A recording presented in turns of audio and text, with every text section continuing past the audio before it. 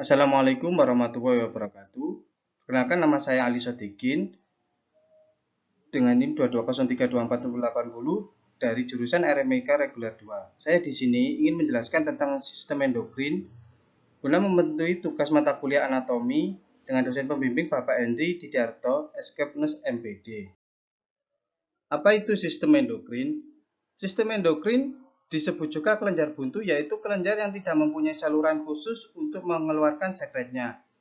Selain itu, organ tersebut melakukan sekresi yang tidak meninggalkan kelenjarnya melalui saluran, tetapi langsung melalui darah di dalam jaringan kelenjar. Kata endokrin berasal dari bahasa Yunani yang berarti sekresi ke dalam. Zat utamanya disebut hormon. Dalam bahasa Yunani, hormon berarti merangsang. Sekret dari kelenjar endokrin dinamakan hormon. Hormon berperan penting untuk mengatur berbagai aktivitas dalam tubuh hewan, antara lain aktivitas pertumbuhan, reproduksi, osmoregulasi, pencernaan dan integrasi, serta koordinasi tubuh. Selanjutnya, macam-macam endokrin. Macam-macam kelenjar endokrin. Yang pertama, kelenjar tiroid, yakni kelenjar yang terletak di bawah leher bagian depan ini menghasilkan hormon tiroid yang mengatur metabolisme tubuh. Hormon tiroid juga berperan dalam pertumbuhan dan perkembangan tulang otak dan sistem saraf pada anak-anak. Selain itu, hormon tiroid juga membantu menjaga tekanan darah, detak jantung, dan fungsi reproduksi. Yang kedua, kelenjar paratiroid. Kelenjar paratiroid adalah dua pasang kelenjar kecil yang tertanam di setiap sisi permukaan kelenjar tiroid. Kelenjar kecil ini melepaskan hormon paratiroid yang berfungsi untuk mengatur kadar kalsium dalam darah dan metabolisme tulang. Yang ketiga, hipotalamus. Hipotalamus bekerja sama dengan kelenjar pituitari yang menghasilkan hormon antidiuretik. Hormon ini berfungsi mengatur keseimbangan kadar air dalam tubuh, termasuk volume darah yang pada akhirnya mempengaruhi tekanan darah. Yang kedua, oksitosin. Hormon oksitosin mempengaruhi sistem reproduksi seperti proses persalinan, menyusui maupun ejakulasi. Hormon ini juga mengendalikan berbagai perilaku manusia seperti gairah seksual, rasa cemas, serta membangun ikatan emosi antara ibu dan bayi dalam proses menyusui. Yang ketiga, somatostatin merupakan hormon yang bekerja di sistem saraf pusat, berfungsi menghambat dan membatasi produksi maupun kerja hormon lain, terutama hormon pertumbuhan dan TSH, thyroid stimulating hormone. Yang keempat, hormon pelepas hormon pertumbuhan. Hormon ini berperan dalam pertumbuhan, termasuk perkembangan fisik pada anak-anak serta metabolisme pada orang dewasa dengan merangsang pelepasan hormon pertumbuhan. Yang kelima, hormon pelepas gonadotropin bekerja merangsang pelepasan hormon yang berhubungan dengan fungsi reproduksi, misalnya proses menstruasi, pubertas, dan pematangan organ seksual. Berikutnya, hormon pelepas kortikotropin.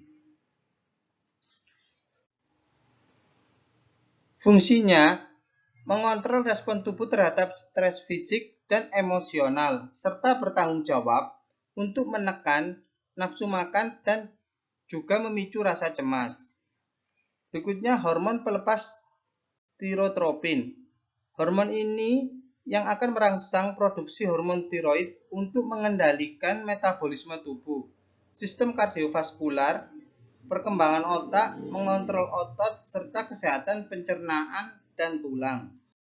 Berikutnya, kelenjar hipofisis atau kelenjar pituitari. Kelenjar pituitari adalah organ kecil yang berada di bawah otak.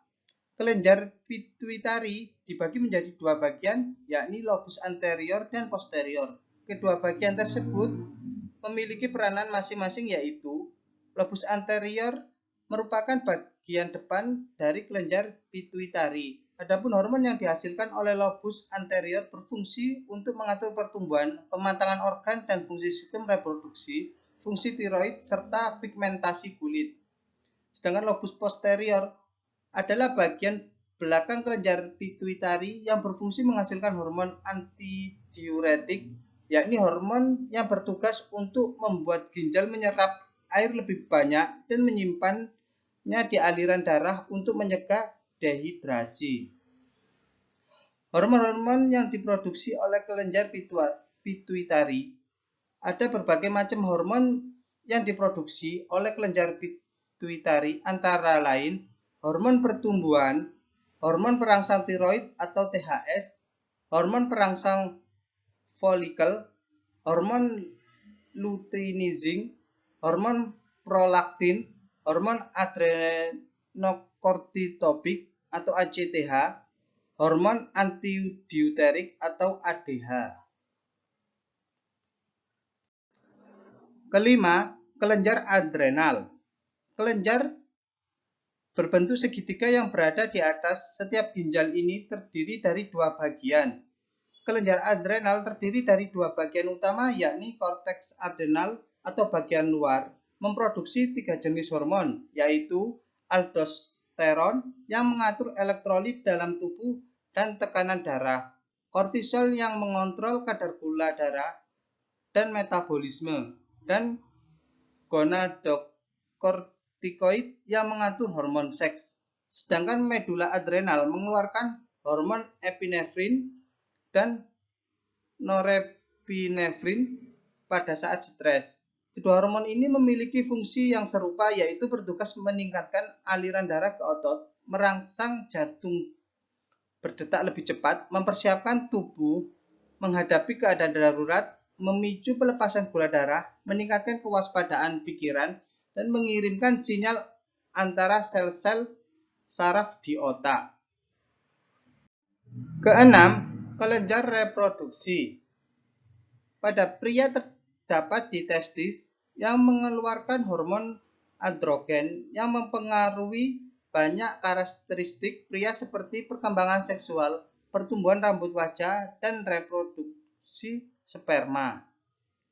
Sementara pada wanita terletak di ovarium yang menghasilkan estrogen dan progesteron serta sel telur. Hormon-hormon ini mengontrol perkembangan karakteristik wanita seperti pertumbuhan payudara, menstruasi, dan kehamilan. Dan yang terakhir, pankreas. Sebagai kelenjar eksorin, pankreas menghasilkan enzim pencernaan yang dialirkan ke saluran cerna. Enzim tersebut memiliki fungsinya masing-masing. Misalnya, enzim lipase untuk menguraikan lemak, kemotripsin dan tripsin untuk mencerna protein, serta amilase untuk menguraikan karbohidrat. Kemudian, pankreas endokrin yang mengeluarkan hormon insulin serta glukagon yang mengatur kadar gula dalam darah. Sekian presentasi dari saya tentang sistem endokrin. Kiranya sedikit penjelasan dari saya dapat menambah pengetahuan kita semua. Wassalamualaikum warahmatullahi wabarakatuh.